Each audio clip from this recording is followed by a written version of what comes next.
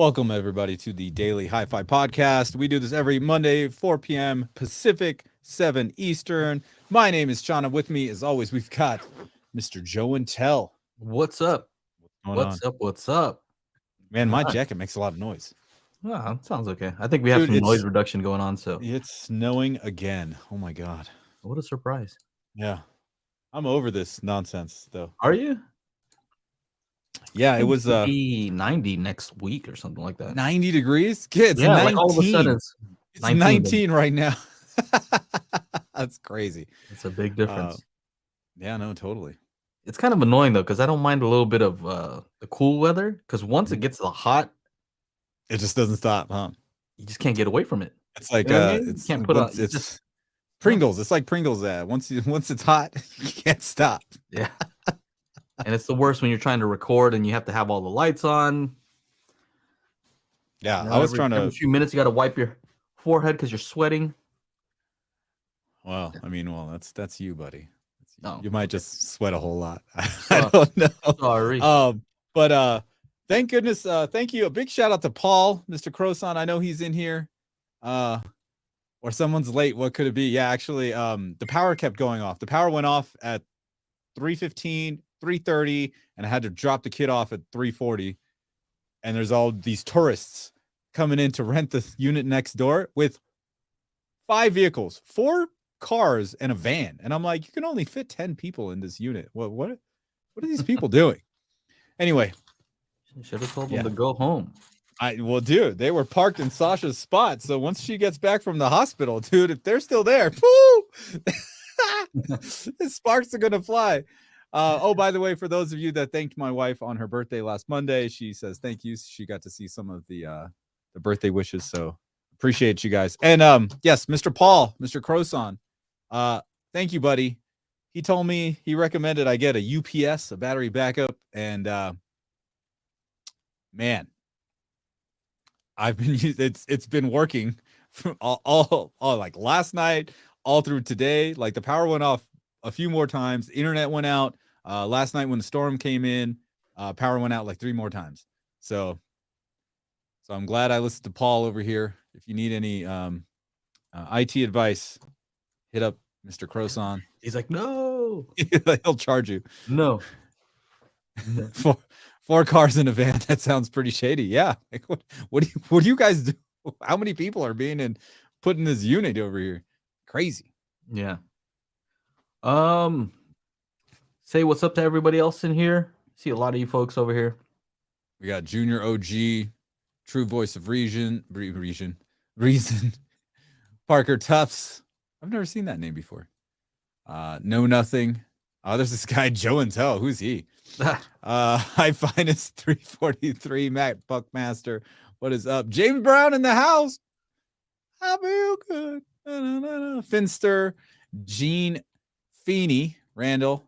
How are you doing? Do you know I actually met Ike's here. I met James Brown long time ago. I was in junior high and I was with a buddy and we were going I forget where we were going to. But his dad always flew. His dad, for those of you that know, Canary Cable, his dad was like the global Western Hemisphere dude for Canary Cable back in the day. So if you guys know your cable.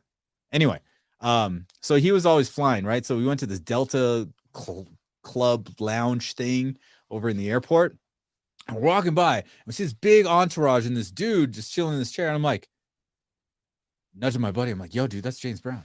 He's like, no. I'm like, no, dude, 100%, dude. That's James Brown. I see it, right? And then he's like, all right, let's go ask my dad because his dad's big James Brown fan. We go over there and say, hey, look, is that James Brown? And he's like, oh shit. And he grabs a CD and he's like, he tells his wife, it's like, hey, go get this autographed. So we all go over there. My friend, myself, and his mom. We go over there. Hi, Mr. Brown. You know, she does all the talking, obviously. You know, we're still like junior high, like 13, 14, whatever. And he's like, you know, could we get your autograph? We're big fans. He's like, oh, all right. And he's look at this. He's like, oh, this is one of my old ones. You need to get a new one. You know, kind of thing. New ones. That's good. Yeah. So it was pretty cool. So yeah, got to meet James Brown. So those are the days you just had to you had a CD on hand. Yeah, Had one. you just gotta have them discs, baby. He just had one in hand. Okay. Yeah, he had a James Brown CD with him. It's like, what the heck? Hey, crazy stuff. John is like, is a whole like me getting a CD side. Yeah, you know. Funny. What's up, dude? What'd you do this weekend, bro? Who, me? Yeah, you. What did I do? Not much. Not much. Just hung out with the family. You know, I mean, when I say not much, I'm always doing something. So like I popped out a video for, April Fools. So yeah, there's always you something did? Oh yeah, that's right. The little one. Little The best speakers for Atmos video. It was funny on LinkedIn. Somebody had put a post on there saying Sound and Vision magazine has moved to all AI and fired all of its writers. ChatGPT has replaced everybody. That was kind of funny. But yeah, got some. Do you know what this? Arnold Palmer, the golfer. Yeah. It's hard to say. Arnold Palmer. Yeah. Yeah. Nice drink. All right. So you know what? There was a question here before we even started, and it was kids throw up. Dude, that's so funny. Well, I mean, it's not funny, but I went to set up to DJ on Saturday, and right by the fireplace. We had to do it inside because it was super windy up here at the mountain. Some kid just blew chunks all over the place, right? Ugh. Over by the fireplace. It's all nice and warm and hot, and it just reeks.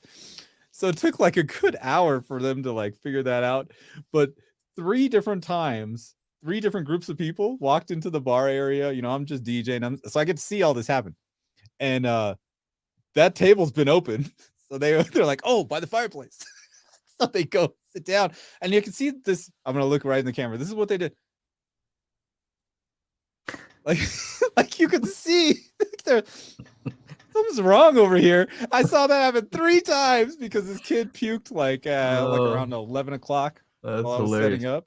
Yeah, so our kid was just thrown up because she was crying, and you know when they cry so much, they just I don't know. They cry and then it makes them throw up. So, yeah, it's not like they're even sick. They're just like doing some weird breathing things. Yeah, right. Anyway, Scruff King Man, are both of you guys going to set up a table at CES, like the celebrity tables at Comic-Con and autograph spatial audio discs? Be like 3 people to come up. Yeah, probably not. But I don't know. CES. I think we might be planning something for CES, but we'll hold off on any of that nonsense. Let's wait till it gets closer up there. But yeah, I'm a big fan of CES because I can go pretty painlessly. It's a 6-hour drive to Vegas from here, but it's better than trying to go like cross country. For me. Probably pretty easy for Joe. He just calls up his helicopter guy. Just let's get out of here. Thanks, Mr. James Brown. I appreciate it. So check this out. So this is a question from Marv. He asked, anyone measured the new 12S from RSL? I would like to see an in-room frequency response before buying. And I have. So I have these in, and these are in-room measurements. So let me just share here with you. Kind of have it queued up. And here they are. So there are different ways to measure a sub. And it's kind of tough because in a room, you start getting room interaction. So you have to measure kind of close to the driver, right? So the closer you get to the driver, the less room interaction you get before, so you get more signal, right? So this is the driver by itself. And then here's the port, right? So you can kind of see where the port is. And if you take a look, like this right here is 10 hertz, right? This is 10 hertz. This is 20 hertz. So if you want to get an idea what's what. So there's different ways, like you can kind of average these. see these two, and then you can just say, okay, what is about the average that you'd get from both of them. Another way is to kind of measure in between. So like to turn it on its side. Where was the port? Oh, the port's on the back. So to measure somewhere in between the port and the driver, right? That's another way to do it. And so just kind of check to see what's going on. So you can see that the doing it that way in orange is similar, not exactly the same, but you kind of get an idea. That it's doing 20 hertz, no problem. It actually has the port starts taking over around that, so you definitely get some bass there. Now the question is, how loud can you do this at? And I don't do CEA 2010 measurements. So CEA 2010 is where you play different test tones at different frequencies, and there's a limit for distortion. So if it goes above a certain limit, it's like a fail, right? So it lets you know how loud it can go without sounding like garbage, right? And so I don't do those because you have to do those outside, and there's no place that I can do that sort of thing. There's no open field over here. Right? Yeah, dude, you No need thing. to like be in Texas or something like that. Yeah, somewhere where you're like open field is your backyard. Over here, open field is a park where there's a bunch of kids playing and a bunch of other people, and it's not going to be quiet. And if I try to play some sub stuff, some subwoofer content, somebody's going to be complaining, right? Mm-hmm. So yeah. Anyway, I don't do those. It would be useful. You know what? You should just play. You should play that song. Do you like bass? And then they would just be like, "Hey, this is cool." Yeah. But other than that, be like, "What's going on?" Yeah, exactly. But I think you kind of get an idea just from having lots of different subs what something can do. And this thing is like just based on how much it's shaking stuff, right? And it's just like shaking everything. You're like, oh, okay, this is playing loud. Does it sound like it sounds bad? Is it making bad noises when I'm up close? No? Okay, that's good. Mm-hmm. So you can kind of get a general idea. And the thing is, this thing is big. Thing's huge. Yeah, he was asking is it better than the or louder than the PB1000 Pro? Yeah, because it is much bigger. Significantly bigger. What was funny is that he says in this comment, Marv says, anybody measured. Did you actually take out the measuring tape? Because it is big, right? You gotta figure out. I don't know, man. He obviously meant like your measurements that you took. Yeah, but, you better make sure you measure your space because but it's interesting though. It's interesting because you start to realize that the enclosure size makes a huge difference, right? A lot of these companies are really just trying to make the sub smaller and smaller, and compact, so therefore they have to rely on throwing a bunch of power at it and DSP. A bunch of DSP, right? DSP, power, and then of course a driver that's not going to catch on fire when you're feeding it that much power, right? And with this, they did all of that, right? It went with power, crazy driver, and then also a large enclosure. So you add all those up and you get really good performance. So yeah, it's not a subwoofer design is not a mystery to me. Our audio guys have known what to do for, you get the specs, you throw it into a designer, it tells you the optimal box size, and you can either go smaller and then you're gonna have to do some stuff to try to accommodate, or you can go larger and you're good to go. So anyway, I'm excited to actually just try it out. I don't know, man. I like that sub a lot. I just like the looks and all the stuff on it and the price. I think, what is it? Let me see the price. Hold on a second. RSL 12S. Coming soon. Where are they?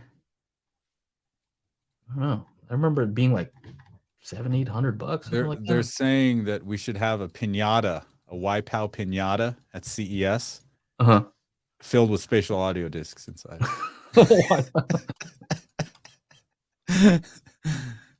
Oh man. What else? I'm missing some of the chat here. Looks like more like PB2 below 17 hertz. Yeah, I mean, I was playing 12 hertz and 10 hertz through it, and I couldn't really hear too much, but like I had my hand on it. I had this laptop on it, and the whole thing was just shaking. Like, So yeah, Yeah, Fred says smaller is better for most home use. Ridiculous subs won't work for a lot of normal folks. This is true. Jonesy, we appreciate you, man. Says I love listening to Chana and Joe. It's truly like hanging out with friends, and the chat is always fun. Yeah, the chat is definitely fun.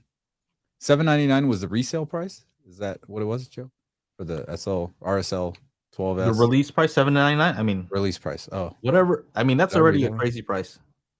The performance is awesome on this, and I think Yeah. it's because they do, like, the direct sale, right? Kind of like mono price, monolith. They just send it directly to you. There's no middleman, so they pass on the savings, I guess. Damn, this Philips Hue really just needs to be reset, doesn't it? Okay, so all right, Pure Guy. Yeah, we see you, buddy. We see you. Let's get in. Okay, so Pure Guy. Can you please explain where to place diffusers and absorber panels to optimize room acoustics? Yeah, that's not my specialty. I don't know. Yeah, well, I don't know why he tagged you, Um, but hey, put an absorption panel at your first reflection points. Here in my music studio, I did it at the sides and at the ceiling, right? Diffusers usually go woo, back wall. Man, if I had that new Sony camera, it would be like whoop, it would do that thing so much better. But yeah, that's where you would normally put diffusers. Obviously, bass traps go in the corner for bass. These are all basic principles. Nothing crazy, but 100%. Like I've seen people put like hard surface absorption panels at the first reflection point. I would not put any hard surfaces at a first reflection point. But yeah, like diffusers and stuff. diffusers not at a first reflection point, but I've seen. I think it was Anthony Gramani. mm-hmm. He advocates for like kind of like a staggered setup where it's not symmetrical. Oh, I haven't tried it. I can't speak on that. But I was thinking about it. It kind of just makes it so that you can tell, your ears can tell kind of what's going on with the room. Because when it's perfectly symmetrical, it's also confusing. You know what I mean? Mm. Like sometimes the less symmetrical it is, the more you can understand where things are. I don't know if that makes any sense. Well, but I don't know. I'm not an expert at that, so I won't make any claims as to how you should do it. But I mean, most people say what Chana recommends, right? At least do that first reflection. It's like the basic thing. Mm-hmm. And I there's also, they say to put it behind the speakers too. That this isn't a music studio, so I have some behind my studio monitors. Mm-hmm. Whether you can do that in a home theater, probably not. But there's also a thing of too much room treatment as well. So you don't want this to sound like an anechoic chamber. Like you don't want it to sound like absolutely nothing. Okay, you want a little bit of reflections moving around. Yeah. So don't go overboard. I've seen people do some overboard stuff with like 4-inch like foam, and I'm like, that's a little much. Yeah. But I guess what one argument against that, why they might put diffusers on the sides, is some people seem to think that it gives you a more spacious sound, right? Right. Because if you hear a reflection off here, it kind of sounds like, oh, are my speakers there? Do I have wides? Yeah. What's going on over here? So some people say that. Mm-hmm. Yes. Let's see. Somebody said something else in here that I was gonna. Stefan says, need to get off my butt and start working with the SACT if I can get the house quiet for a day. Yeah, you got to carve out that time for sure. And I was pretty pissed. So remember there was that update for the Denons and the Morances to add Dirac, and if you updated it and pressed one of the quick select buttons, it just wipes out all your stuff. So I was like, crap, man, I got to redo my level match. And then I was like, wait, I made a video about this. Shouldn't I have like a photo of the screen? And sure enough, I just went far enough in the video. I'm like, oh, they're all the settings. So I got it all dialed in for the level matching. I didn't do a time alignment yet. So waiting waiting for some free time to do that because that I think takes a little bit longer, just to get it right. Yeah, I mean, you can always just turn it up really loud too. So that's another option. Just turn it up super loud. Super duper loud. Super duper fly. Do you have any estimate on your BenQ HT 2060 review? I was looking for my first projector. Top of his list. This is Tommy. Who has a review of that? I don't know. I thought you did. I have an old 2050. I think they're pretty much the same, right? I don't know. I don't know. Tell me. I don't know. I don't have that. I don't have that in for review. So, yeah. Estimate time. There's no. Don't know. No. Don't know. 3 diffusers at the back. Somebody was saying, oh, I think this is for Anthony Gramani. I don't know. 3D diffusers at the back. Oh, 3D. 3. I saw 3. Make 15% surface in absorbers. That's more than you think. Just checking out the chat here. Shauna, use the USB backup.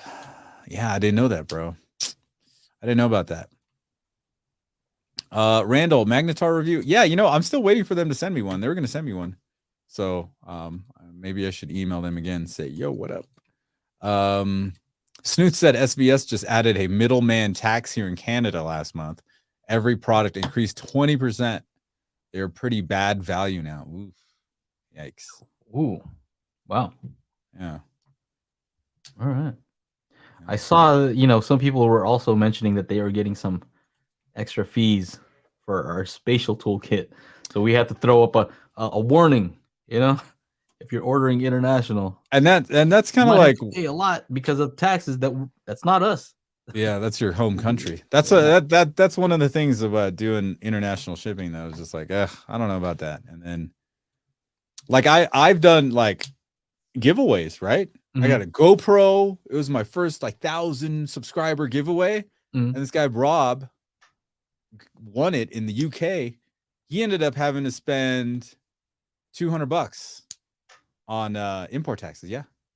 Yeah. So it was like half the cost of the thing. Yeah. The GoPro. But but yeah. You whenever you get something shipped from a different country, you got to pay some sort of import tax, duty, or customs. We saw some brokerage fees. Yeah, that's what it is. They call it a whole bunch of different things, right? I wanted to help somebody out in Sri Lanka, and I got him like a little MIDI keyboard. It's like $150, and like my one of my relatives was going to Sri Lanka. My mom was going to Sri Lanka. I was like, hey, can you take this with you in your suitcase or whatever? She had to declare it, and she had to pay an extra $150 to bring it into the country. Like, this is just how things are, which is why we wanted to go digital for everybody overseas. But we're working on some distribution in Europe, so getting some discs actually. You guys can get it over there a lot cheaper, but these things take time. So, but you know what, for UK, Germany we got unlocked, but I've made some offers to the UK folks, but you guys can fight over it, whoever wants it. Yeah. This is egging you on, Shauna. Oh, what? Did you see this? What? Scruffman King. Oh yeah, that's what I just put.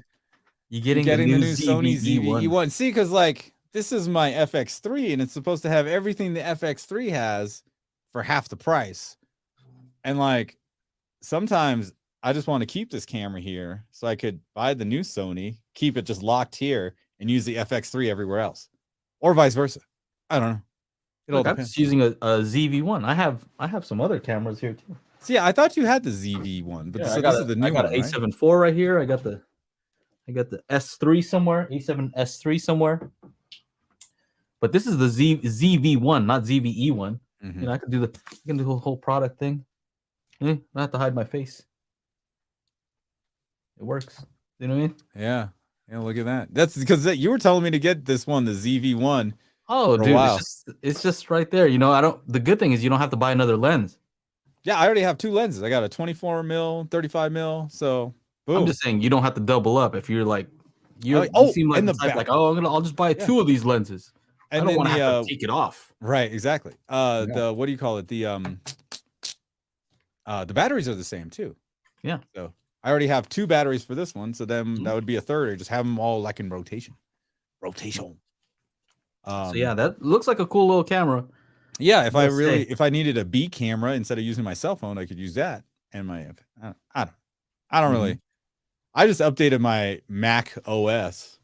Ugh. But I wanted to get a new computer, but I don't know.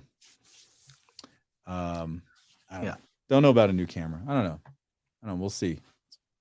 Wait out this winter, because otherwise, like, there's a mountain of snow right outside this wall here. Who knows what's gonna happen once it starts melting? Dude, I had to like, I think I have to replace the kid's window, like the whole window needs to be replaced because of some nonsense with the snow. I got a lot of other nonsense to pay for. All right, what Leon asks, what's your guys' front room setups? Front room meaning what? Like our main one? Is that what that means? I don't know. Where's Front, this, or just where are front you of the from? room setup. Front of the room setup. Front room setups. Yeah, I don't Okay. know. I just wanted to make sure it's not like a UK thing, like instead of main room, they're like front room. I don't know. Instead of Yeah, I don't color, know it's what that means. color. Or center, it's centre. Mm-hmm. Somebody said something about my jacket. I was just outside, Steve. It's 19 degrees outside and snowing, so I ran in here, left the jacket on. That's all. Yeah, so front room, I mean, my front stage is 3 focals. Pretty nice. I like them. What do you have in your? You have like a hodgepodge of speakers, don't you? Or you just got a whole bunch. Almost all my stuff is monolith in my home theater. Oh, okay. I have the Encore T6 towers and the C6 center, B6 for the surrounds, the Audition T5s for the rear surrounds, and then for most of the heights, I'm using either I have the THX satellite, compact satellites. Got it. Or for the front, so I have that for the rear surrounds and the Voice of God. And for the front stage, they have a MOW3, which is basically that compact satellite, but with 2 passive radiators in them. So those are my front heights, and then the center height is the huge one, MOW3, but I only use the center. There's like 3 of those setups. 3, but I only use the center. So got it. Front room means lounge. Your lounge. London speak. Okay. I don't even know what a lounge is either. Hey, you know what else is London speak, Leon? Wifey and I have been watching this Love Island, right? The UK version. I guess that's the first one. And back in like season 1 or 2, they kept on saying this word or this phrase, a proper geezer. And I was just like, man, I don't know what that is, but that's what I want to be. I want to be a proper geezer. It's like a propaganda and geezer. No, proper it means like a, yeah. And a geezer is like a gentleman, right? Like they're like, oh, look at his fit. He's a proper geezer or something like that. I don't know. It's slang, but I was just like, man, that's the coolest thing ever. But and if you're fit, yes. What's that? Fit is another thing that I heard him say. And car park. Car park. You know what car park is? It's the garage. Like the parking lot. Yeah, parking lot, garage, something like that. So lounge, I don't know, man. If I had a lounge, if I had another area, I'd have some 2-channel situation. You know what? I have a video. I haven't released these videos yet. Like main living room.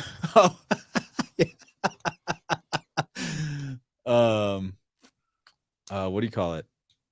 If I had a loungy area where I could just chill and listen to music, I would go with that new JBL Classic series. I have a video that's like queued up and ready to go from CES. That stuff looks sexy.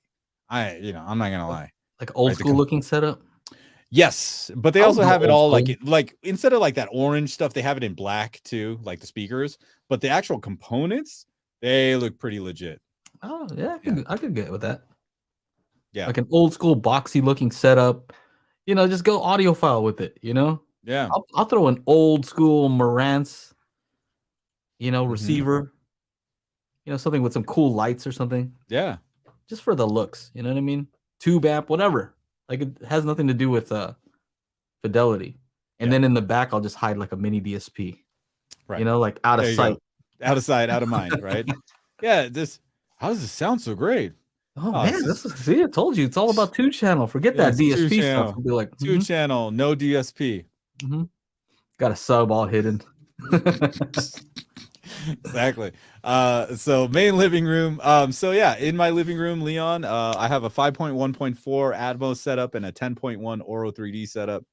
5 ear level speakers, 5 high channels, all Focal, all from the same line. So all the tweeters and the drivers are made of the same material. Got a nice cohesive sound. Although it's not an ideal space, and there's this thing on this weird disc.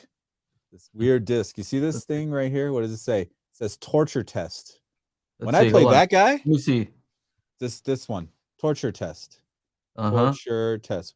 Come on, focus, stupid Sony.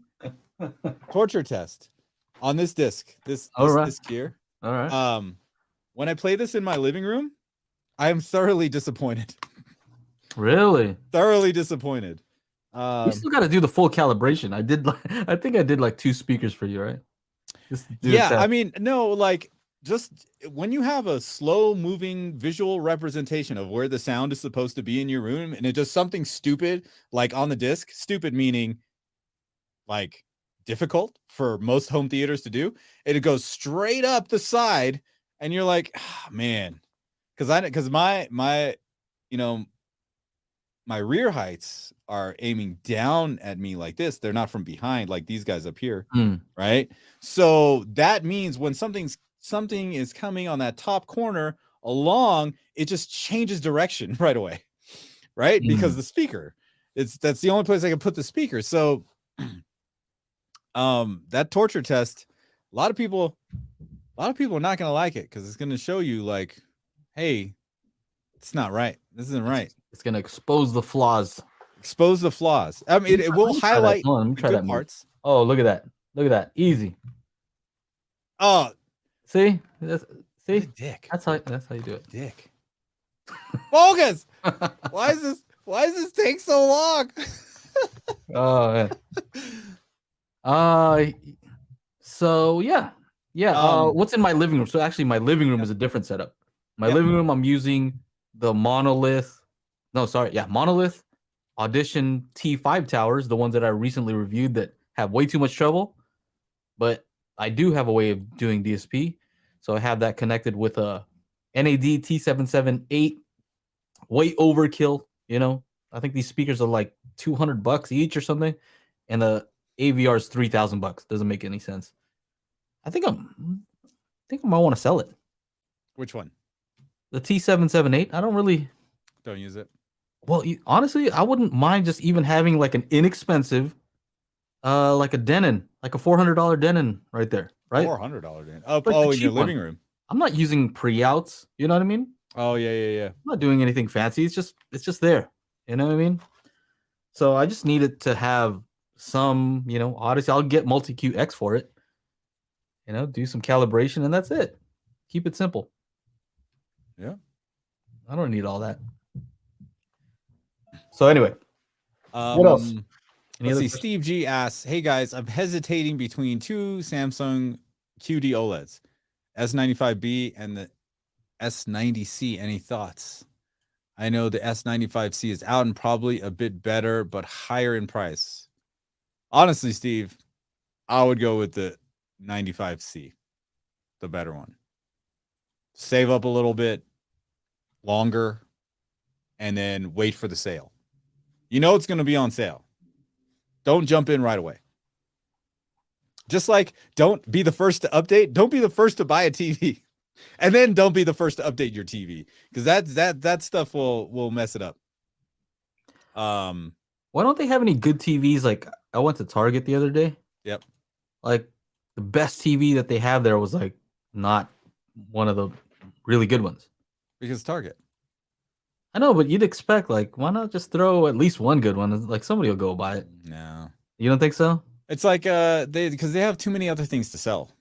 Right? They're not concerned. This is for the average consumer. This is not like, hey, I want the best hi-fi system, audio 2-channel. I'm gonna go to Target. Yeah, I guess. Right? I guess I see Like, what you're why would you even do that? I see what you mean. Right? Yeah. There's what's his name? Slim said it best. Because Target sells to people who aren't into quality. They want a big cheap TV. Yeah. Yeah. And that's it. What is their most expensive thing that they sell at Target, you think? Probably the TV. You think maybe a TV? No. Don't they sell like furniture shit? They sell like couches and shit. They sell groceries, dude. You can stock up on alcohol over at Target, bro. Yeah, but a single item is probably one of the most expensive things that they sell. They have like little appliances that are like $300-$400, right? They've got pots and pan sets that go up to like $400-$500. You know, it's like, funny. The most expensive thing is probably like a cell phone, right? Let's see. Now that they're like $1,000-something bucks. Target.com. Here, maybe we need to ask ChatGPT. What is the most expensive? Man, this Google. What is the most expensive? I'm gonna say item at Target, but it's like the autofill is like the most expensive thing in the world, car in the world, Pokemon card, shoe in the world, thing on Amazon, house in the world. Wow. What is the most expensive Lego set? That is crazy. Item at Target. I just thought that, if somebody were to put just one, you'd be like, oh man, that's a big difference. All these cheap TVs and then one really good one. You're like, oh, now, okay, I can see the difference. Wow. All right, here, we found something.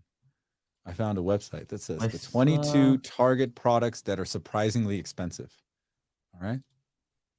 You ready? Okay, let's see. All right, here. A cocktail table. Is this it? That thing? $2,200 for that. $14,000 for this one? Get out of here. 20-foot artificial fur? No, this can't be real. Nah, that's hey, look, Joe, that's your chair. That's your chair. 24. No, that's the freaking Morpheus chair. stylish rug.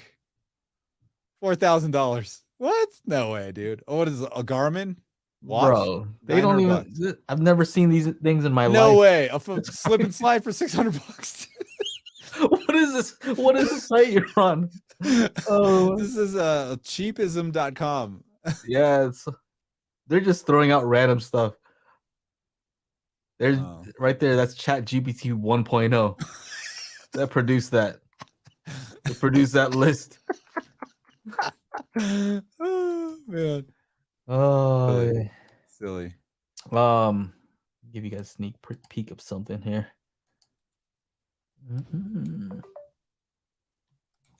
Sneak peek. But to answer your question, what was the question? Steve. I would go with the newest one. Wait for the sale. Get the S95C. It'll have all the bells and whistles, and you won't have FOMO unless he's in the chat. You won't have FOMO going on. That's all. Check this out, Shauna. Mm-hmm. Oh yeah, experience audio magic. Oh, the like beans! That? Like that? Looks good, right? Yeah. Experience audio magic. Look out. Magic. You gotta watch waveform. Yep. Born out of necessity and named after a joke. Yeah. I just ran with it. You know? Why not? With it. Why not? Everybody will know. Everybody already asked, like, hey, so what's up with magic beans? Why am I gonna go and change that? Yeah, right. Something totally different. Mm-hmm. Yeah. Tim Todd, the guy with two first names. 83-inch G3 TV, that's an LG, or native laser projection. Sony VPL XW 5000 ES going to 120-inch screen. I don't know. What do you think? Pros and cons then. I don't know anything about the G3 TV, so it's just their newest gallery series television that has to be wall mounted. 83-inch OLED. Okay. And then the Sony 5000 ES. Sony VPL. I mean, we already know it. We've said this before, right? TV versus projector. Projector, huge screen, right? Huge image. Right. 83-inch and 120, they're not close. They're not close in size. I have an 83-inch up in the living room. It's pretty big, but yeah, it's not a 120-inch, screen. Yeah, so that's what you get with a projector. And then with a TV though, like the image quality is going to be significantly more punchy. Perfect black level if you have an OLED like Chana. Right. So is this OLED? This G3? Yes, yeah. Okay. Yeah, so that's what you get. So it's retailing, the OLED is retailing for $6,500. The Sony projector is retailing for $6,000. So $500 less for the projector, but then you need a screen and you need all the other accoutrement of that, right? You need the space. You need at least 12 feet for 120 inches. You need at least 12 feet back, right? For the projector to sit on the ceiling. Yeah, and also I think somebody said it here. It just depends. Is this going to be like in a mixed use environment or a dedicated theater? Because dedicated theater, you want to go projector probably, and then have an acoustic transparent screen and just do the whole theater thing. But if it's going to be in a place where there's windows and like light coming in, then probably a TV would be better, more suitable. Yeah, I mean, in our living room, the TV's on almost all the time. If wifey's here, system is on maybe 7 or 8 hours a day, minimum. And right, she always has something on in the background. They've turned on so much faster. If you're really? See, I'm not a projector person. I want to know that. So how long? What you got to like? Bro, is it like me when the snow's happening? I go outside, start the car, come back in for like 20 minutes, and then go out. Is that? It's not quick. It's a good, at least 30 seconds. Before you see anything up on the screen, and then if you hopefully the thing doesn't change to an HDR thing, because then it has to switch again, and it's also not like a TV where it just switches pretty quick. I don't know, maybe some of the higher end projectors are faster at switching, right? But it's one of those things, switching from 4K to like a 1080. If it switches from those, it takes a while. Yeah, it's kind of annoying. Interesting. Very interesting. Laser projectors, Matt says laser projectors instant. Nah, they're not instant. I have a couple. I've reviewed a couple. They're not instant. They're faster, but they're also not instant. I think it depends also on the processor that they have in there. Because I had what was it? Hisense one. Yeah. That was more expensive and it switched faster. And then I have a BenQ one, and the switch is slower. So yeah. One of those things. But yeah, still slow. Not like a TV.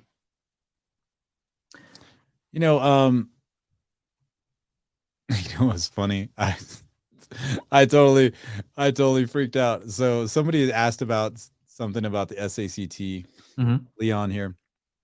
And so Leon, I bought some Blu-rays, so I go to Amazon to do a screen share, and there's like 7 things in the cart, and in my head I'm like, what does this woman have in the cart?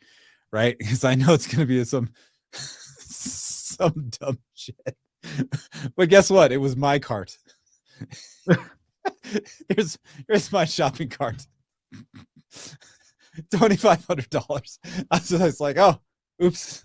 I did this for the video that I'm about to make. But yeah, let me find this Blu-ray player.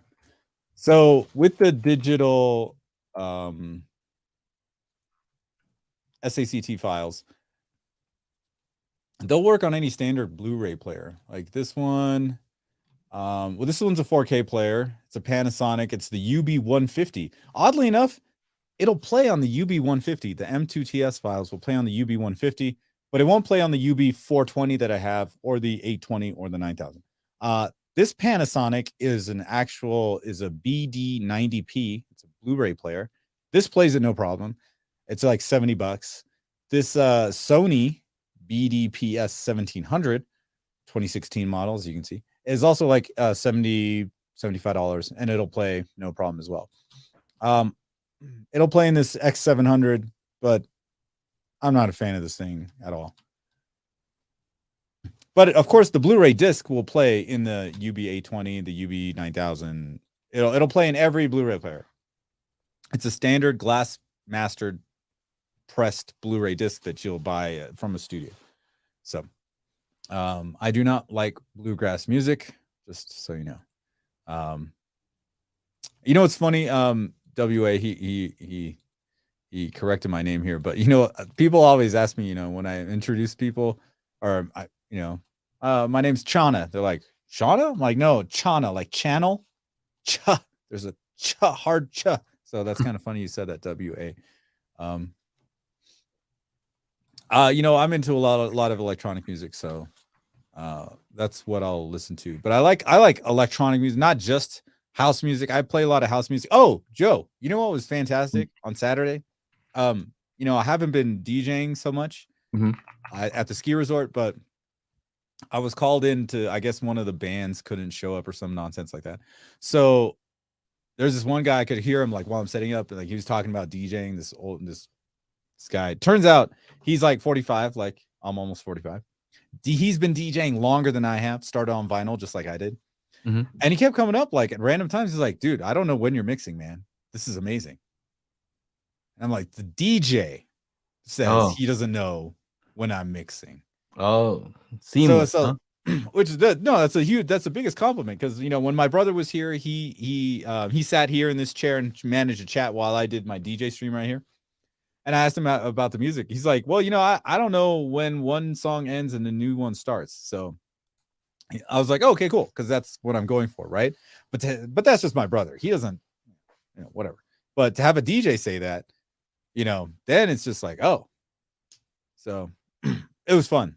This whole weekend, I had a blast. And I actually got to watch a movie. Anybody seen All Quiet on the Western Front? Has some pretty good. How was the audio on that? It was pretty good. Pretty good. I was pretty surprised. People were talking about it. I waited to get the disc. I have it here somewhere. So, here it is. Because I saw one of those things where they showed like the objects, and there's a lot going on in there. There's a lot of movement. You know what I mean? Yeah. I immediately ripped it and put it onto my brand new NOS. Thank you, Paul. And since I have a battery backup, thank you, Paul, I was able to watch it without any issues. How did it sound when like the bombs were like coming in? Could you really tell like where were they coming from? Oh yeah, and then like the splash of like the debris is splashing all around. Oh man. Yeah. Okay. Yeah. All right. Yeah. I pre-ordered it and it showed up Friday, so I immediately ripped it, put it onto the NAS, and then was ready to watch it on Zapidi. And then we're all out of TV shows to watch, but so wifey's like, all right, how about Saturday? Well, let's watch the movie. So we started it pretty early. It's like 2.5 hours long. And I had to read the book like back in high school, right? So I already knew what was gonna happen. Okay. Right. Yeah, I was actually pretty surprised. And the movie's so fucked up. It's just like the way they brainwash these kids to just go die. You like the movie itself too? I mean, I already knew the premise. Like I just heard from a whole bunch of people that Netflix, it was on Netflix and it had really good atmos. So I was pretty impressed. If I have to like I'd redo once I do the time alignment, I'll go back and listen to it again. But some of those scenes, man, dude, it's so disturbing. Yeah. 1917 is also very disturbing. The audio in that, what's funny about 1917 and ripping so when you rip movies, right? And the movie like 1917 or Alita Battle Angel, if they both have Dolby Vision and HDR10 plus, dude, some of these media players have trouble because they're trying to decide which one to play, right? So like you have to like turn one of them off, otherwise the whole thing just won't play, because I ripped the ISO, the full disc image, and I think my wife just got back. And it's one of those things where it's just like, oh, it's just like it can't figure it out. Like which one? Parker says you need OLED for 1917. The blacks, the black levels. Yeah. You should This rewatch. one I've mentioned before. Not necessarily amazing audio, but good entertainment is shrinking on Apple TV. Yes, I agree with you, Dean. I like it. You know what's weird? It's like, who's what's it? I don't know. Harrison Ford, is that in there? Yeah. Um, Harrison Ford, the guy from yeah, Indiana Jones, right? India. Yeah. I Like couldn't even remember the name. He's an old guy. He's an old guy in that, and I'm like, dang, he's an old guy.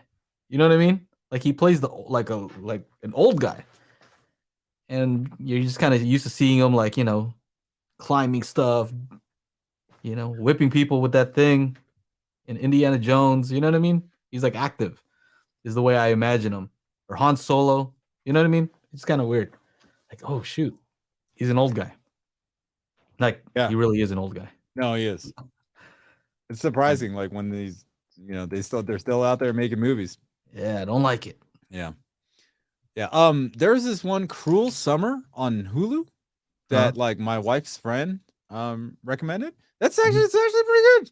It's a little dark. It's a little dark. About some teenagers, about some high school stuff, but like, oh, okay, pretty dark. It was actually pretty good. So we were surprised about that. Is that the one trailer where like the kid busts out like a pocket knife? Is that the one? No, that's a different one. I don't know. Okay, never but mind. I'd watch out on trailers, man. I remember, Sasha and I just go through what's on what's new on Vudu, and we'll just like watch some trailers. Like, oh, okay. And then we rent it and then just totally let down, like, oh, this movie's so like half an hour into it, and we're like, okay, let's go another 10, 15 minutes. Go into it, oh my God, that was just a waste of time. Garbage movie, awesome trailer, garbage movie. You gotta watch out for those. But let's see. I have some old starred comments here. Heard the new Sony receiver calibration only takes 20 to 30 seconds. I don't know. I haven't opened the Sony. It's still sitting right here. I don't know what it can do in 20 to 30 seconds, but hey, if it can do a great job, hey, that's awesome. I wouldn't know how to do calibration, and they'll probably call it accelerated speaker calibration, right? Yeah. Or no, that's too plain. That's too plain. Sony will come up with a better thing. Yeah, the problem is it usually takes longer because they're trying to have some redundancy. So if there's a noise that comes up, it'll ignore that noise. But if you're gonna do 20 or 30 seconds, if there's like some kind of noise, it's just gonna include that. Right. That's my guess. It's not checking to see if there's any issues. It's just like, all right, we're done. Yeah, whatever. I can't say anything unless I try it, but it just sounds like too quick. Yeah, the longer the signal, the more chance that you get a more precise reading. That's how it goes. And you can calculate that stuff too because it's dependent on frequency, right? So how long it takes is based on the actual frequency range that you're capturing. Anyway, what else we have here? Parker says try Old Crow Medicine Show. Look, dude, Wagon Wheel, the OG Wagon Wheel, loved it, dude. If you guys didn't know, I hosted the most profitable and the most attended Tuesday night, and it was a karaoke night. And dude, Wagon Wheel, whether it was Old Crow Medicine Show or the Darius Rucker, the Hootie version, I'm familiar with all kinds of music, right? So yeah, these are just whatever stuffs, Okay. Eric, thanks, man. Thank you. He said, happy belated to your wife and Joe's mom. I was out at dinner celebrating my daughter's 21st birthday last Monday as well. So look at that. Everybody had a March 27th birthday. Crazy. There it is. What else? Do you guys have, Leon asks, do you guys have different speakers every day? What's your dream setup? It was funny. I was like so set on getting these Focal Canta 2s in this beautiful Carrera white. It's all white, right? With the matching center channel. Retail is like, I don't know, 16,000 or something like that, right? 10,000 for the pair and then another 5 for the center channel. Center channel wouldn't fit in my TV stand. That's the first thing. And then the speakers needed needed a lot of room, right? And they were like this big, like 20 some inches deep. And I was just like, it really just isn't going to fit in my space. And then I got these Focal bookshelves. And then this guy over here, this guy brought over his magic beans. And I was just like, man, I changed up all my shit. Like I changed up my thinking. If you have like halfway decent speakers and like good room correction or even just custom room correction, you're going to have like spending, trust me. Like if I had a bigger space and had all the money in the world, I mean, I wasn't really going to pay for the Focal Cantas anyway. They were just going to send them over for me to review. But some of this like expensive shit really just isn't worth it. Like it really isn't worth it. I was on a Zoom call with somebody. He got the spatial audio disc and he's like, I tried it in my Kaleidoscape. It wouldn't read it. I'm like, hey, you got the fancy shit, dude. The $80 Blu-ray player plays it just fine. $6,000 Kaleidoscape won't. Yeah. So sometimes it isn't worth paying all that money for some oh shit, she got diagnosed with bronchitis. Oh fuck. That's no good. Sometimes it just isn't worth it, right? Yeah. No, I hear what you're saying. And here's the thing. We get to test out lots of different speakers. We get to go to places where they have very expensive speakers. And there's no one time where you hear something that you've never heard before from a speaker. There's no time where I've ever heard anything that's just like, it took me to another place, like all the stuff that they say. It doesn't do that. The limitations a lot of times is just the recording, right? So if you have a stereo recording, the best possible speakers, the best possible setup is going to be limited to the source recording, which is stereo, right? So do you think it's going to sound better than the guy who mixed and mastered it? They're in their studio. Maybe you have a better system than them. But to me, that's kind of the reference. If it can sound as good as their system sounds, then you're doing a good job, really good job, right? So beyond that, I don't know why I would want to spend any more money. You know what I mean? Like the limitation is not in the speaker itself. It's not like the mixing and mastering engineer heard it and it was like totally different. Completely immersive and binaural and all this stuff. And then when you play it back, it's totally different. No, that's not what happens.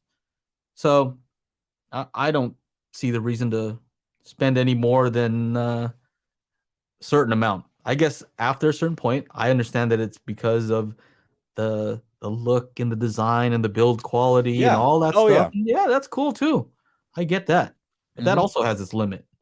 Dude, RGA says it best here too. The listener is the biggest limitation. Yeah. So, yeah, I don't know. How much gold do you want on that thing? What do you want it to be made out of a certain point? You want it to be all solid gold, the whole thing? What do you want? Same guy designed the Arendals and the monoprice speakers. Yeah, the monolith. Yeah, exactly. But again, so I have the monolith ones. I wouldn't mind the Arendals, right? Because he had more money to spend. They look a little bit better, right? So yeah, I wouldn't mind those. And then a step up would be from Arendal to per listen. Would I like the per listens? Yeah, I'm cool with those too. I wouldn't mind also the Polk Legend L800s for that SDA technology, right? I think that's a pretty cool thing. So I like something that does something different. You know what I mean? I wouldn't want to buy a speaker just for the heck of it. I wouldn't mind, I guess those MBLs are expensive, right? Those omnidirectional ones, those are expensive. Like super expensive. What else? What was I gonna say? Mm. Yes, we get to try a lot of speakers. I've tried a lot of speakers here, and really, it's about like whatever it is you're listening to, watching, you know, and you like certain things. Like I like a little bit more bass. We're talking about DJing, electronic music. This guy WA in here was talking about doing some, DJ session stuff. Which I used to do um, during COVID lockdown. Until if I try to do it again, they're just gonna block me. But the funnest part about it is I called it Subwoofer Workout Saturdays, and everybody that was watching, like, they just loved the fact that they were getting like this experience of like, holy crap, like what is going on here? It's never been like this. Like, so when you're, choosing your speakers and like trying to figure out what your setup's all about, just like understand what it is you like. What is it you like to listen to? And kind of tailor your speaker purchasing, to that. I like a lot of bass, right? And when I'm DJing, that's when I'm listening for kick drums and hi-hats. That's really all it is. Kick drums and hi-hats. That's all I'm doing. I'm listening for kick drums and hi-hats. So something on the low end, something on the high end. There's a vocal in the middle. If I just I'll layer a vocal on top. Like that's all I'm listening to. And when again going back to the Magic Beans, I had towers and I had two 15-inch rails. And then I was just like, oh, once Joe time aligned the subs and stuff, I was just like, oh, I don't need towers. I can get rid of these things. Right. And then I went to all bookshelves setup. I'm like, oh, this is so much better. And that's also, you don't have the eyesore. I like to call it the visual space. It doesn't take up the visual space of like this big thing that was taller than my TV, right? Because these Martin Logans were like taller than TV and all that kind of stuff. So, having to like just having to, do all this stuff with speakers and stuff like that. I just, come to understand that like I don't really care about just listening to music in 2-channel with no subs, and it just has to, just full range speaker tower bullshit. That doesn't matter. Not anymore. I'm done. Yeah. I'm done with that. Yeah. That thinking is gone. It's getting the room calibrated properly, getting the subs time aligned with my bookshelf speakers. And that's it. And I have fucking dogs, man. Do you know how many times with those they're beautiful. The floor standing versions of the speakers I have, right? I have the Focal Aria 907. I had the 926s, amazing speakers. Magnetic grills. What happens when the dog runs by the speaker? Fucking grill pops off.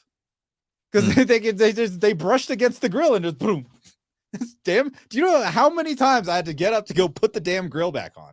So like there's all these other factors, If you're in a living room situation, it's well, you start to learn what really matters and what doesn't, right? Yes. Yeah. You start to see like, okay, I want it to measure well. I want it so that it's EQable, right? Certain speakers are not EQable. No, right? They're not. If they have bad directivity, that's not good. You just want it to be so that whatever is happening in front of the speaker is very similar to what's happening off axis to it. And if it's not, it should be a smooth transition, right? And though that will give you a speaker that you can fix, right? So even if it doesn't have a perfect frequency response, you can go in there, DSP it, and get it to sound however you want, right? Without that, you cannot, right? And then you want deep bass extension. You want it to play loud enough. These are all basic things. And I've found like, concentric. I like what concentric does because of how it interacts with the room physically. And that's something that you also cannot, change with EQ. So you want to look at stuff that is based on how it interacts with the room, based on physics. You know what I mean? The things that you cannot fix. Because if, everything else you can fix with DSP pretty much, right? If it's not a physical issue, for the most part, you can fix it with signal processing. What else?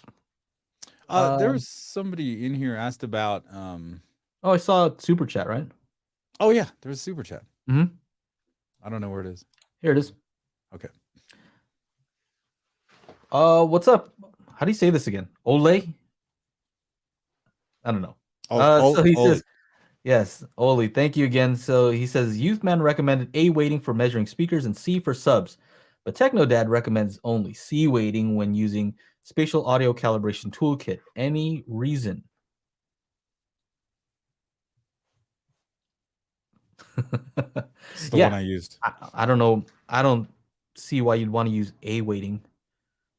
I mean, A weighting is something that would make sense only to a microphone, right? If you listen to that, it wouldn't sound at all like the frequencies are the same level. It'll just sound like, high pitched, Mhm. sounds like a lot of treble, not very much bass, even though the microphone can see it and it looks flat. But most of the time, if you're using REW, it's accounting for that stuff. So, flat in REW is flat for C weighting. I don't know why you'd want to use two different ones. I haven't heard Michael say that here on Daily Hi-Fi, but I haven't heard of somebody using the two different ones. Usually, if you have an SPL meter or some kind of microphone, you can change it from A weighting to C weighting, and it's just almost always better to use C weighting, just because it's going to be less annoying to you to hear. Because C weighting is kind of like how humans hear, right? And I've used the analogy before where a camera, if you ever seen log format or log file, right, from Mhm. a video camera before they color grade it, right? You see, it looks like gray, like flat, Yeah. but it's captured all the information it needs. It doesn't mean it's lacking information. It's just that our eyes don't see it. It just looks like gray. What is this, right? It just looks like nothing. But they convert that log footage into something like Rec 709, which is a standard for TV, and now you see the colors and everything just looks right. So it's kind of the same thing, similar in that sense where A weighting is just that flat, like you don't understand what is this, and then you convert it, and it makes more sense. I don't know if that made any sense, but hopefully it did. Um, So, all right, we got something here from Randall.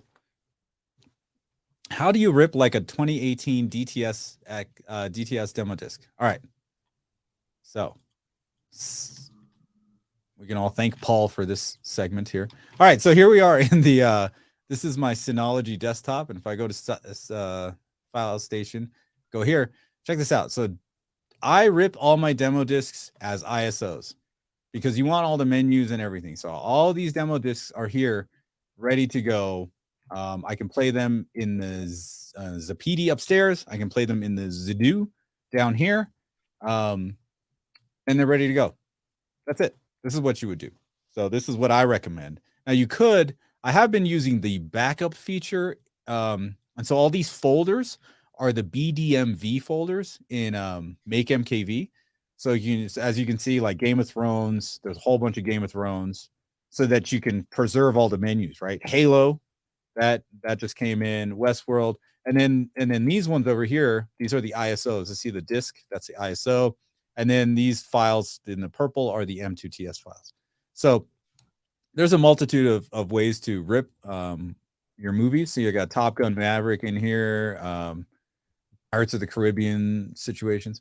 And here, All Quiet on the Western Front, I backed it up as a BDMV folder just because I wanted to make sure I had the Dolby Vision and all that kind of stuff. So when you rip to BDMV or ISO, it saves the other everything. one says Debbie does what? Oh, never mind. Who? Nothing. Sorry. Who? Thought it said Who does something. she? What? Where? I don't know. So that's what I would do, Randall. That's the way to do it. Yeah. You know what? I don't even know if this still works. We haven't done a call in a long time. Yeah. Somebody can try it. If it Yeah. works, then it Oh, works. and by the way, WA, I dropped a link in the chat. I record all my DJ mixes and I post them online. So you can check those out. This is what it looks like. And this one here from 325, so that's last week. And this is like, you'll look, this is like 3 hours long. This one here is straight up fire, man. Oh, hilarious. It's just amazing. I haven't uploaded the ones from this weekend, but if you want to hear any of this music, and there's tons, there's like a whole bunch. See that 2022, and it'll keep going. 2022. Every like you can see the date. Yeah, there's a whole lot. Anyway, you check that out when you have some time. And it's all like versions of like house and electronic music. Yeah, feel free to call in with your question too. See if it works. We haven't done this in a while, so I'm not even sure if it's set up correctly. But if you feel like calling in, say what's up, ask a question. You're gonna love this, Joe. Here guy says, I have dual rel HC1205s and not quite impressed since they don't go low enough, although very quick. Yeah. Yeah. I'm not a believer in the whole quick thing because I think it's misleading that the way that they describe it. It's quick because it doesn't use any DSP. So without signal processing, it responds like a passive speaker, right? So if you hook up a passive speaker, there's no delay, but there's also nothing that's helping it produce a flatter response. There's no signal processing to make it play deeper bass than it possibly, if it's in a smaller enclosure like some of these are, you need some help, some signal processing to play deeper bass. Doesn't have any of that, right? So yeah, it's faster in the sense that it responds quickly because there's no processing, right? So I think that's okay if you're using, if you're using it in a 2-channel setup without any way to delay your main speakers, because typically you'd want to delay your main speakers. But since some of those don't have that, then yeah, rels are okay. But if you can, you should do it. Use some DSP and get those to dig down lower. Hold on a second. Let's see if we can get this. Okay. Hello. Can you hear us? Yeah. Can you hear him, Chana, or no? No. No? Oh, shoot. Hold on a second. Let me see. Oh, no.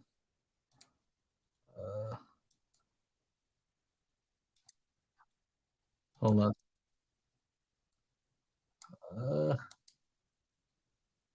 I'm not sure if I can get this working. Hold on. Sorry.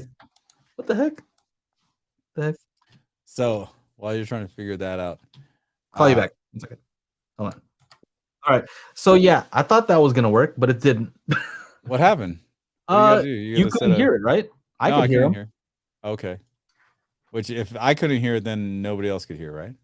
Or is that just me? Pretty sure. Well, that was weird. Is he gonna try and call back? Yeah. What the heck?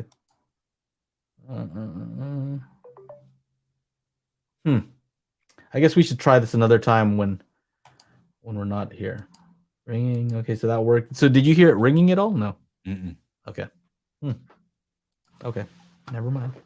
Maybe I should not do that. Okay. What else we got here?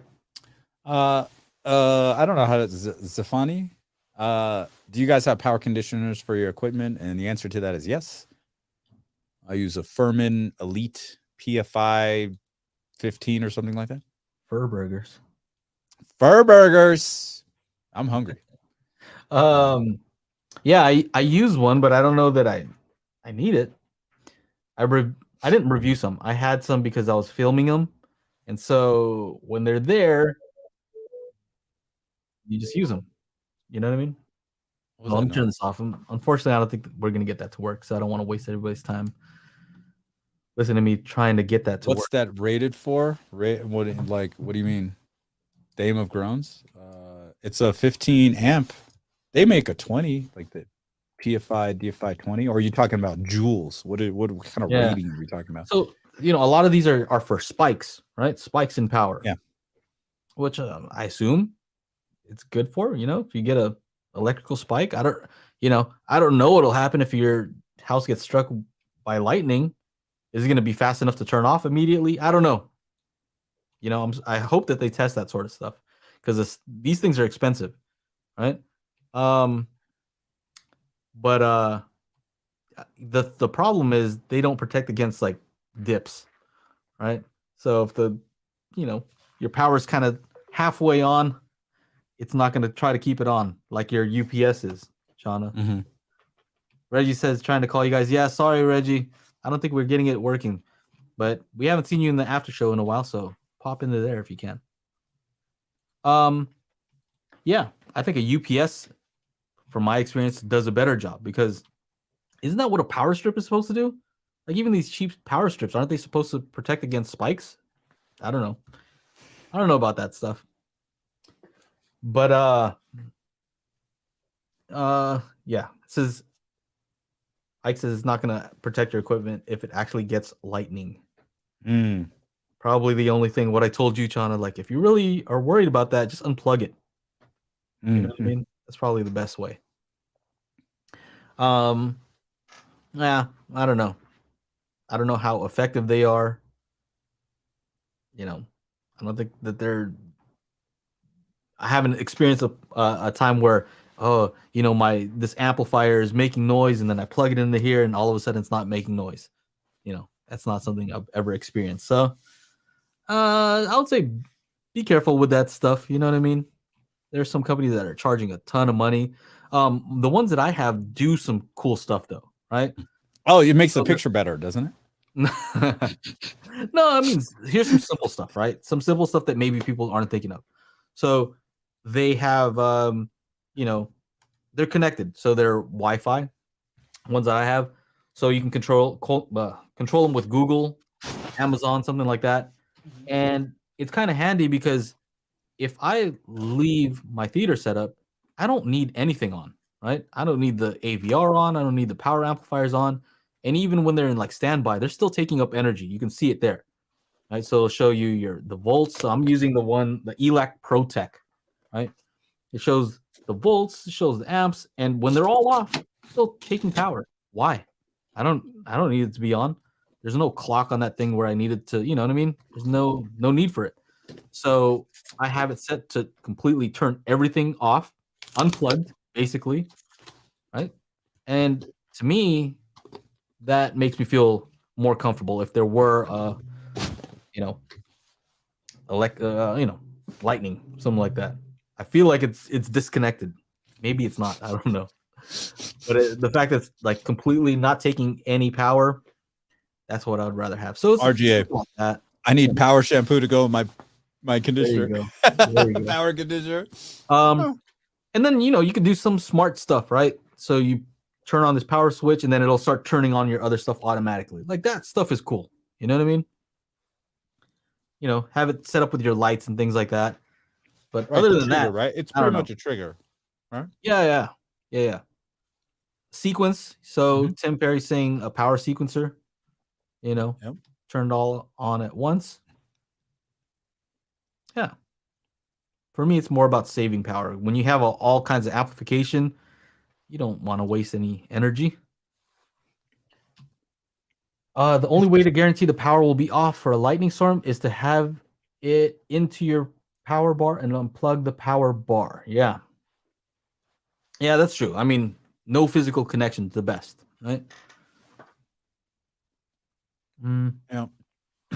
When I use a power conditioner, my audio lost some of its woody coffee undertones, but picked up a nice hazel umami aftertaste. There it is. Oh yeah, that's funny. Eddie Barnes, you should start a YouTube audio review channel. I know, he'd be excellent. You'd be millions of views, dude. You should start. You know what? Just do it. Start one and just start saying all kinds of random stuff. Forget graph. Just say stuff like that. Yeah. Someone will get convinced. Like, you know what? That's what I want. I've been looking for the. Not only did you pick up the nice hazel umami aftertaste, you had this smell of newly opened tennis ball can. Like, yeah. You get that. Man, I was looking for that. That's what's been missing. Yeah, exactly. I noticed it on this one track. Played this one track and I noticed I was missing that. Gotta have it. It's funny. I have a video coming out where I'm just testing the hiss coming from amplifiers. Aaron has this, fancy, what is it? Audio precision analyzer, super expensive, right? And Amir also has this, same thing. And the thing is, to me, the noise from an amplifier is super noticeable, right? Yeah. It's not like I don't even need a machine, you know what I mean? I can just hear it. And so I just took REW. I took this U mic, right? And I took a single speaker, this Monolith THX compact satellite, right? The ones that we use. And I turned the amplifiers to max, right? And then didn't play anything through them, right? Just wanted to hear what noise is coming out of this thing with nothing plugged in, nothing, you know? And of course, you have to test it. Sometimes they have noise if you don't plug in RCAs, so you got to do that whole test, right? But some of them are just loud. You know what I mean? I plug in an amp, plug in the speaker, turn it up. It's like, shh. Like, that's pretty noticeable, you know? So using the same exact speaker, I was just kind of doing that, and that'll be one of the videos. And hopefully what I'm trying to do is I'm trying to convince people, especially audiophiles, when they're talking about, you know, the tonality of different amplifiers, maybe I've measured some and I didn't see a vast difference between, you know, various amplifiers. They all measured pretty much the same tonally, but the difference in amplifier hiss is super easy to recognize, right? To me, that's what they should be looking out for instead of like, you know, umami aftertone or whatever. Aftertaste. Aftertaste. You know what I'm saying? Umami's like a flavor thing. Yeah, no, I know what that is. Power Show is not a search. Is not a search. Christian had a good question. Okay. How do I get rid of ground hum when using RCAs? Reggie says make sure your RCA is not parallel with the power cords. There we go. Probably the easiest way. We agree on that. And don't use RCAs for like really long runs. Try not to. Yeah, try not to. You know, if you have to, make sure that they're they at least have some pretty good shielding, right? So if you go with like super cheap RCAs that are like, you know, the kind that come free with the equipment, you get on Amazon. You know, the ones that you can get anything on Amazon. Yeah, dude. I mean, I'm not all about cables, but there are some cables that just make noise. You know, you replace the cable and like, oh, this is a crappy cable, and you throw it out, right? Yeah. But once you get a working one, it's not like, oh, if I get a more expensive one, it's even quieter. No, yeah. Once you get a quiet one, a working one that isn't garbage, you're set. So yeah, RCA is just it's a low level signal, so it's easy to get noise into there, right? Because that's the signal that you're going to amplify. So any small amount of noise is also going to be amplified. I wouldn't worry so much about, you know, speakers. You know, that's a different type of signal. Yeah. Jeremy says depends on the source of the ground hum. I got it from a cable feed and had to use a ground interpreter on the coax line. What is a ground interrupter on the coax line? I don't know what that is. Not a lift, right? Because we don't recommend that. I don't. Ground lift? I use that shit all the time. Yeah, well, not for, you know, permanently for your home theater setup. No, when I go DJ places that have bad power. Yeah, if somebody trips on it, who cares?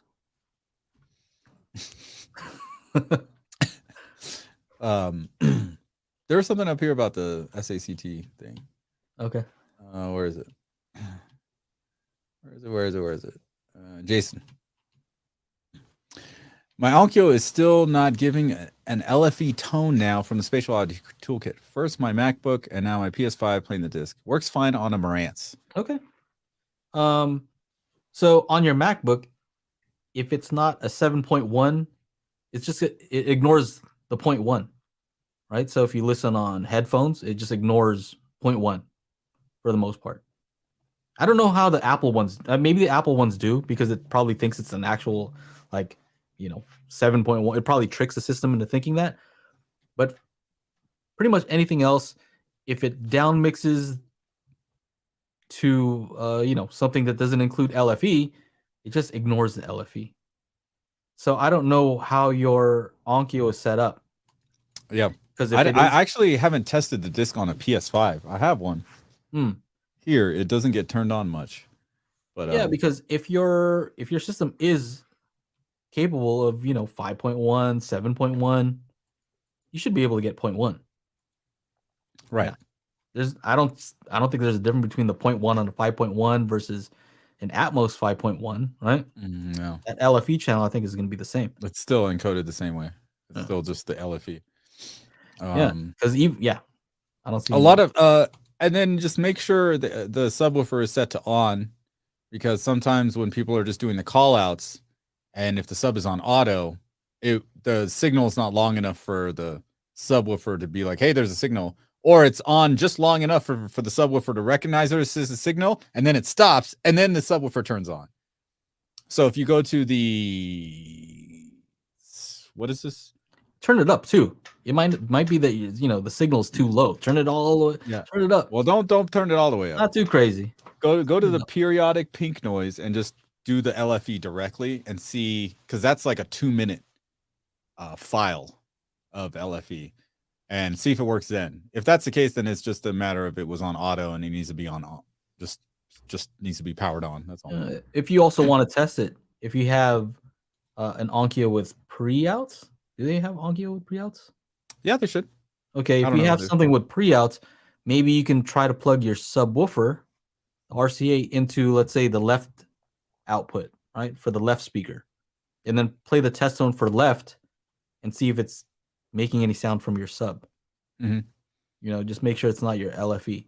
If you're receiving, signal to your LFE when you're going through the test tones in the Onkyo, then you got to figure out why. Maybe it's a setting on your PS5 or something. Well, we'll see. Here's the thing. And what a lot of people are not understanding, when you send test tones in the AVR, whereas like somebody's like, hey, I played the call out on your disc, and I'm not getting, the high channels are coming out of the side surrounds, whatever, or the ear level speakers. When you're sending test tones from the AVR itself, it is not engaging Atmos. That AVR is just taking audio and sending it to that either the pre-out, or it's sending it to that speaker output, the red and white, or red and black. So it's not activating Atmos. That's the difference between the test tones in the AVR and ones on our disc.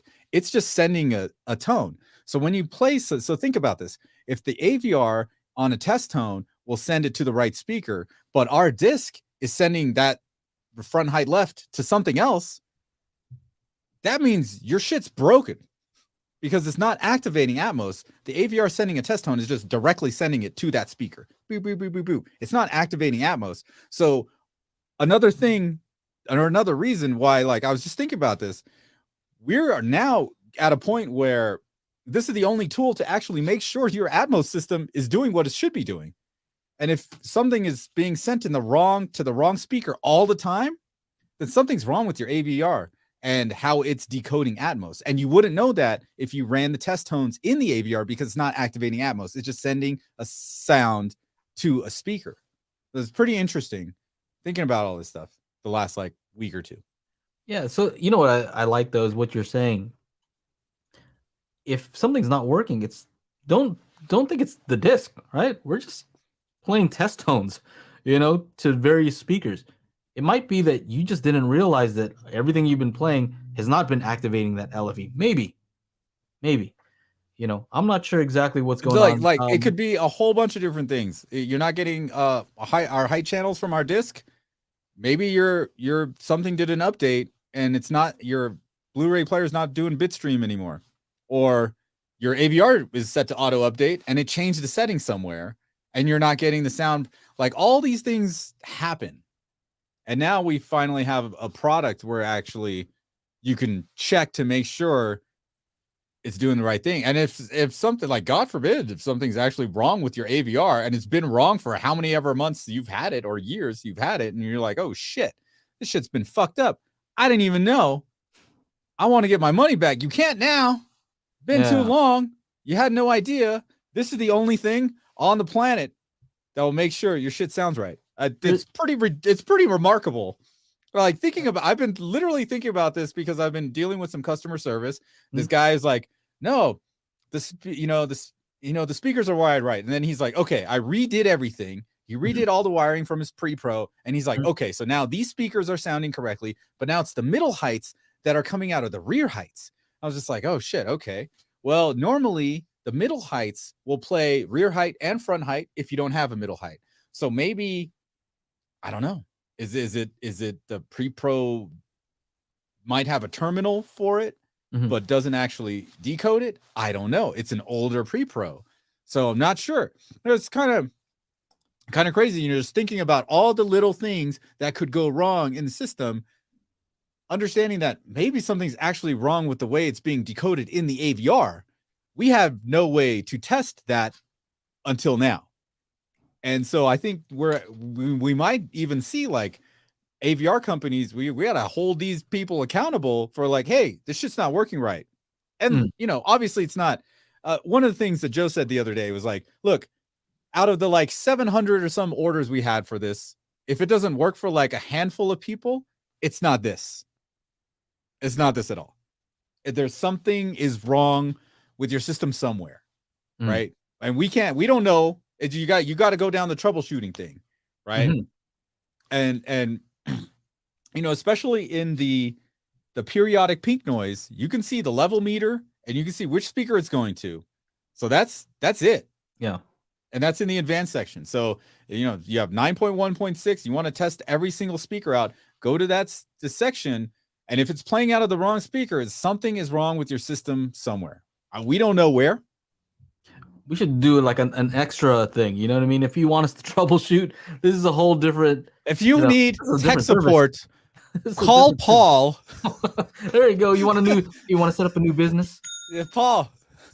There it is. Ka-ching. Yeah. So yeah, I mean that's kind of what the Discord is for also though. So we have a Discord for owners, and so you can go in there, and what we hope to happen is we hope that people will help each other out, right? So if somebody has helped you out in the Discord group, maybe the next time somebody's new and they come in and ask a similar question to what you asked, maybe you can go and help that person, right? So we're building a little community there. It's pretty good community. Pretty good size community in the Discord group. And we all try to help each other out there. But again, don't expect somebody to, spend hours trying to troubleshoot your specific issue.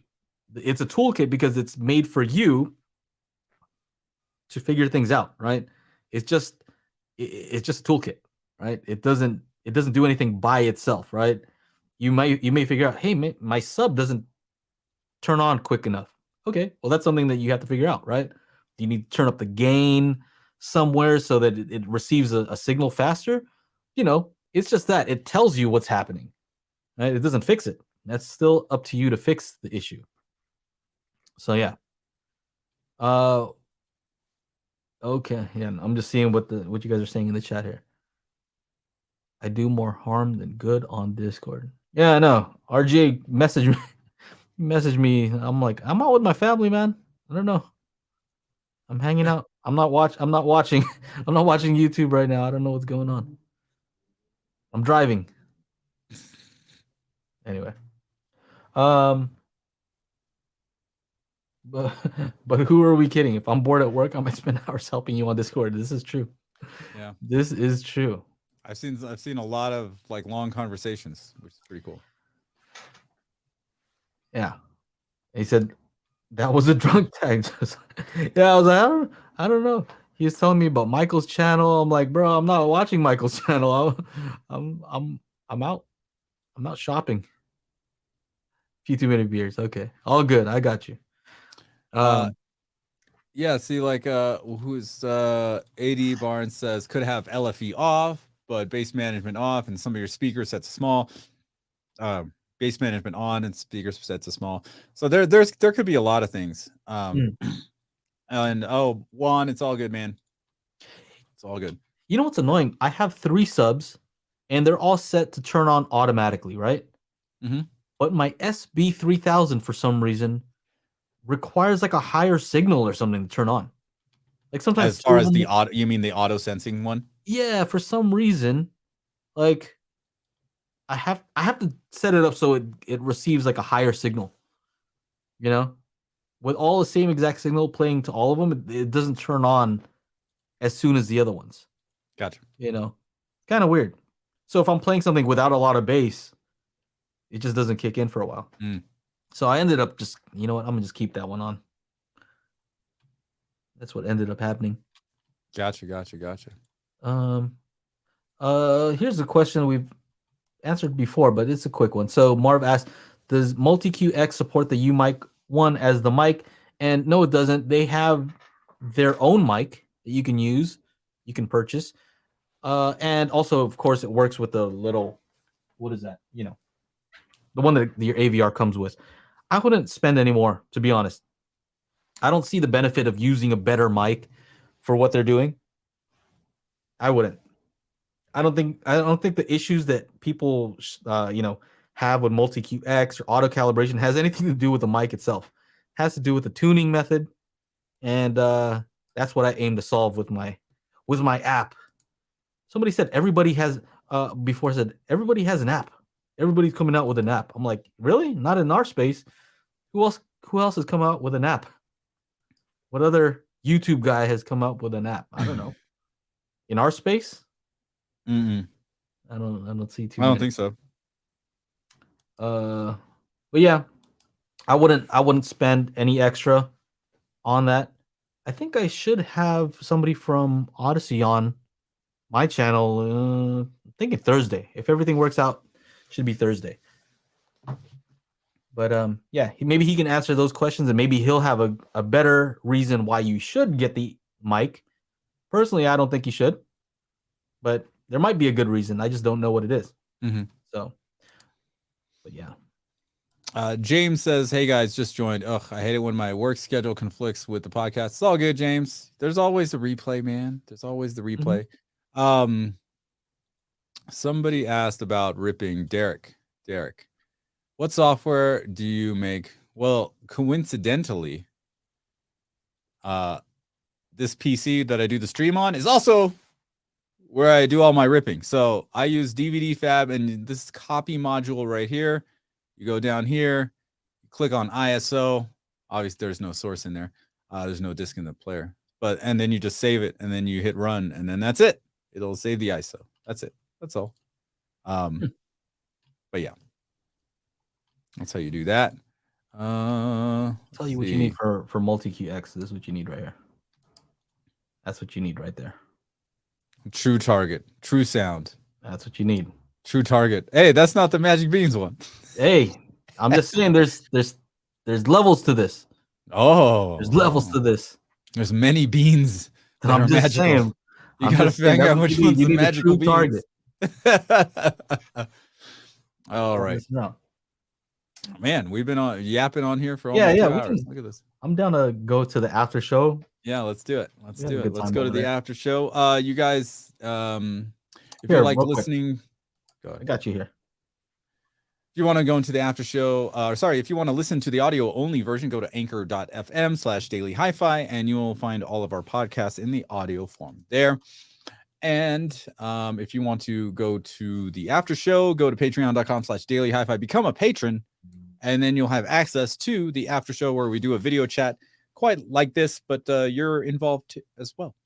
And we talk about all kinds of stuff in that situation. So, but it's mostly Fred talking most of the time. Wait, there we go.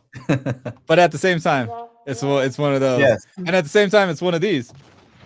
Shots fired. I want to hear Fred and Reggie go at it. Oh man, we just have fights back there. That's actually what happens. You go to the after show, we just set up fights. Like, all right, this guy versus this guy. Go. It's like Fight Club, only with audio and you're talking. Wait. Hey, you just broke rule 1, Joe. Can we erase that? Yeah. What happened? I don't know. What happened? Oh, what's going on? Oh yeah. That's what. Give me those beans. I was just looking at the chat. Okay. Get them in beans. Yeah, we still have to do. We have to redo my my room upstairs because I did that stupid Denon update. I'm ready. Yeah. I'm ready whenever, and I got an instruction from CEO Chana that I need to make some tutorial videos for the toolkit. Oh yeah, so for the toolkit. I'll be. We should be done with the tutorials by the middle of this month. So. Whoa! He put the pressure on right there. He made it official. The 15th. Boom. You gotta make ourselves accountable. Because even I'm like, man, this stupid NOS video, it's taking like 3-4 weeks, man, just to get all this stuff Hey. and like go through and then copy all these 20 terabytes worth of shit. Anyway, for sure. so it's like I want to get that stupid thing done, but at the same time, I want to do this and do that, and I have these JBL videos that need to go out. There's all kinds of nonsense happening. So, all right. So we'll see you guys in the after show. Reggie's hilarious. We love you, Reggie. We'll see you in the after show. And then if you are watching on the replay and want to be here for live for the show, Monday, 4 p.m. Pacific, 7 p.m. Eastern. On behalf of myself, Joe, and the other two knuckleheads that are usually here. Usually not here. Usually not here, Aaron and Mike. We'll see you guys next week.